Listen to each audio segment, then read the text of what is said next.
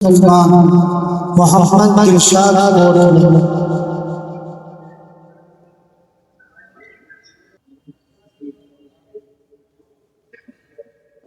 الحمد لله وحده والصلاة والسلام على من لا نبي بعده أما بعد قابل قدر صدر محترم بحر علم کے تیرات اساتذہ اکرام کاروان علمی نبوت کے چمکتے ستاروں،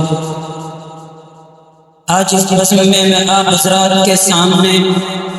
فتنہ ارتداد اور مسلمان کے موضوع پر محرک اللسان ہوں، قاصد البیان ہوں اور آپ حضرات سے توجہ اور ہمت افزائی کا دامن وابستہ کیے ہوئے ہوں۔ امید ہے کہ آپ حضرات انظروا الی ما قال ولا تنظروا الی من قال کو اپناتے ہوئے توجہ فرمائیں گے۔ بزرگان محترم، ہمیں بحیثیت مومن اور مسلم اس بات کا علم ہونا چاہیے کہ ایمان ہمارے لیے ایک عظیم نعمت ہے۔ یہ وہ نعمت ہے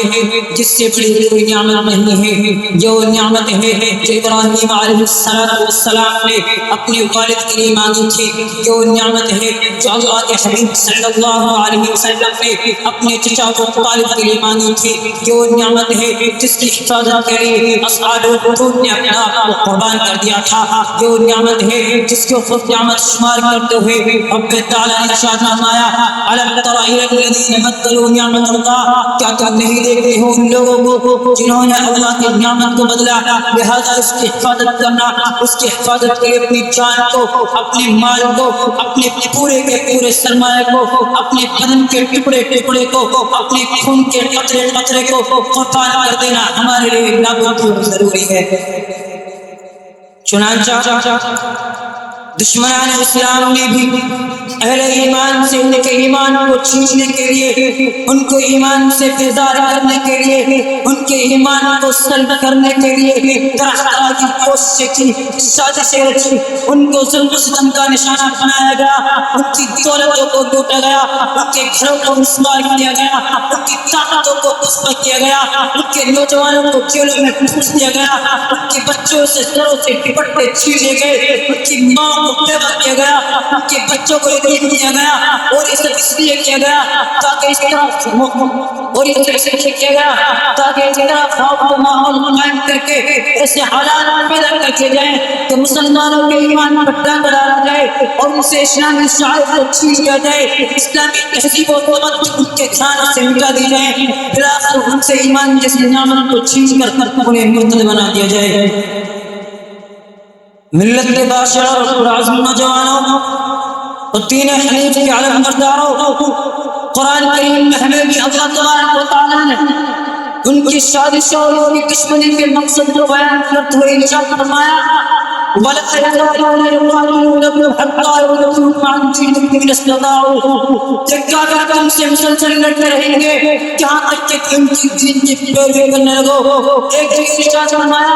وَدُّوا لَوْ تَكْفُرُونَ كَمَا كَفَرُوا فَتَكُونُونَ سَوَاءً، کافر چاہتے ہیں کہ تم بھی کافر ہو جاؤ جیسا کہ خود کافر ہیں تاکہ تم سب برابر ہو جاؤ۔ ایک جگہ یہود و نصارہ کے بارے میں ارشاد فرمایا وَلَن تَرْضَىٰ عَنكَ الْيَهُودُ وَلَا النَّصَارَىٰ حَتَّىٰ تَتَّبِعَ مِلَّتَهُمْ، کہ یہود و نصارہ تم سے راضی نہیں ہوں گے، تم سے خوش نہیں ہوں گے جہاں تک کہ تم ان کی دین کی پیروی کرنے لگو۔ ایک جگہ صاف طور پر ارشاد فرما دیا وَمَا نَقَمُوا مِنْهُمْ إِلَّا أَن يُؤْمِنُوا بِاللَّهِ الْعَزِيزِ الْحَمِيدِ، کہ تم کو تکلیف پہنچائی جاتی ہے، اس سے پہنچائی جاتی ہے کہ تم اللہ رب العزت کے کلمے کو پڑھنے والے ہو۔ عزیزان گرامی، آج بھی مسلمانوں کو اسلام اور ایمان سے دور کرنے کے لیے، انہیں ارتداد کا شکار کرنے کے لیے طرح طرح کی کوششیں کی جا رہی ہیں۔ کہیں تو اسلامی تعلیمات میں بے جائے درآمد کر کے سادہ مسلمانوں کے اذہان میں شکوک و شبہات پیدا کرنے کی کوششیں کی جا رہی ہیں، تو کہیں ان کے سامنے ہسپتالوں کو پیش کر کے ان کی خواہشات کو بڑھانے میں رکھا جا رہا ہے۔ بلکہ اتنا ہی نہیں بلکہ ہماری نوجوان بچیوں سے وہ شادی کر رہے ہیں اور اس کے بعد ایسے واقعات سامنے آتے ہیں جنہیں دل سن کر چھلے چھلے ہو کر رہ جاتا ہے اور چیز کا ہوتا ہے، دل خون کا اثر ہوتا ہے، آنکھیں برس جاتی ہیں، زبان پر بے شعر آتا ہے۔ اللہ سے کرے دور تو تعلیم لکھنا، اللہ سے کرے دور تو تعلیم لکھنا، املاک بھی اولاد بھی جاگیر بھی فتنہ، نہ حق کے لیے اٹھے تو شمشیر بھی فتنہ، نہ حق کے لیے اٹھے تو شمشیر بھی فتنہ، شمشیر ہی کیا نعرہ تکبیر بھی فتنہ۔ ملت کے غیور نوجوانوں، کیا تمہیں اپنے اکابر اور اسلاف کی تاریخ یاد نہیں ہے کہ انہوں نے عہد اور عزت کو عزت کے خاطر پوری کی پوری سلطنت کو مطالعہ کر دیا تھا؟ کیا تم بھول گئے اس نقل رسولی میں کہ جس کے سامنے یقین نے ایک مسلم بچی کے پردے کو اٹھانا چاہا تو اس صحابی رسول نے اس یہودی کے سر کو تجھ سے جدا کر دیا تھا؟ کیا تم بھول گئے محمد بن قاسم کو اس نے ایک کردار پر سن کے بعد جہل سے مقابلہ کیا اور اس کے لیے نابود کر دیا تھا؟ کیا تم بھول گئے اس معاملے سے مقابلہ کو جس کے عرض روح میں محصول خاتم نے بتایا وانا اس نے کہا کہ جس پر عشق حرام ہے چاند کے اس خاتون کو آزاد نہ کرا لو اور کہا کہ رومی موت سے اللہ کی جانب سے رومی کتے کے نام سے لکھا جاتا ہے کہ جلد اس لڑکی کو آزاد کر دو ورنہ ایسا کس کر لے رہا کہ اس کے ایک سے تمہارے پاس ہوگا دوسرا کنارہ یہاں ہوگا۔ یہ تھے ہمارے اکابر و اسلاف، یہ کیونکہ حمیت اور غیرت کی داستانیں ہیں۔ لیکن آج آسمان میں غیرت دیکھنے کے لیے ترس رہا ہے، زمین اپنے پشت پر ایسے حمیت دیکھنا چاہتی ہے، لیکن میں کیا کہوں جب میں اپنے قوم کے نوجوانوں کی خستانی پر نظریں ڈالتا ہوں تو کہنے پر مجبور ہو جاتا ہوں پھر تو آبا تمہارے لیے مگر تم کیا ہو، پھر تو آبا تمہارے لیے مگر تم کیا ہو، ہاتھ پر ہاتھ ہے بوند نظر پڑتا ہو،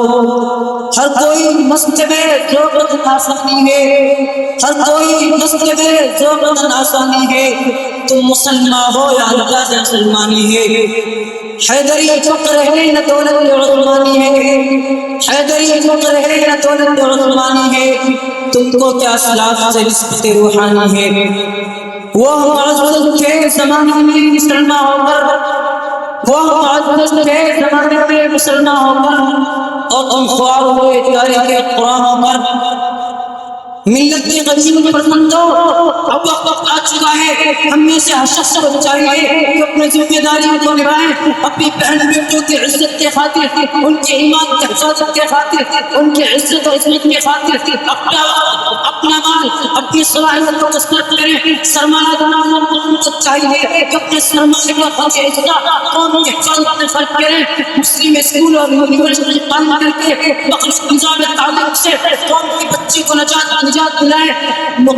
خطبہ اسلام کو چاہیے کہ تحفظ ایمان کی ایسی تحریک قائم کریں کہ ملک کا کونا کونا گوشہ گوشہ بلکہ ایک ایک گھر نور ایمانی سے روشن ہو جائے۔ اور یاد رکھنا جب نور ایمانی روشن ہو جاتا ہے تو ایک ایسی روشنی ہے جو کفر ابتدال کی تاریخ کو مٹا دیتی ہے۔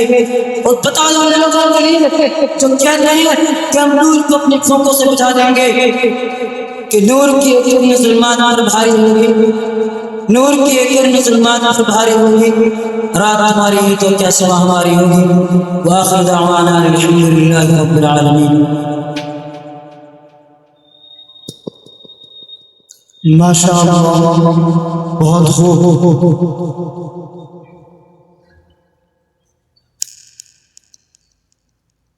یقیناً